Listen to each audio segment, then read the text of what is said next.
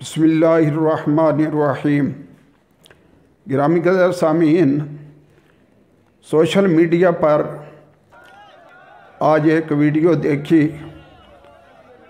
تو بہت دکھ ہوا کہ محض سیاسی اختلاف کی بنا پر نہ مساجد کا احترام ہے، نہ روضہ رسول کا احترام ہے، اور اپنی سیاسی خفت مٹانے کے لیے اللہ تعالیٰ کے مقدس گھروں کو بھی بالائے طاق رکھا گیا ہے۔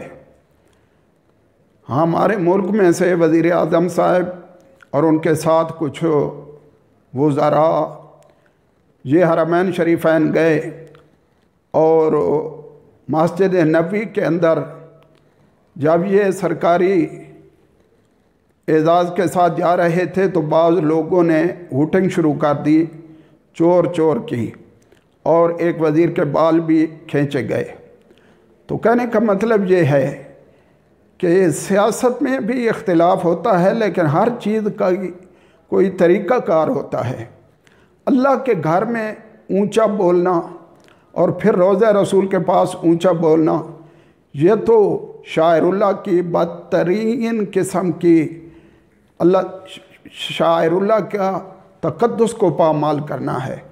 تو اس لیے ہم بار بار یہ مذمت کرتے ہیں کہ اختلاف بھی اگر کرو تو سنجیدہ لوگوں کی طرح اختلاف کرو، ایسا اختلاف نہ کرو کہ نسلیں مشکوک ہونے لگیں کہ یہ لوگ کون ہیں۔ اللہ تعالیٰ دین حق کی صحیح سمجھے اور ہدایت عطا فرمائے۔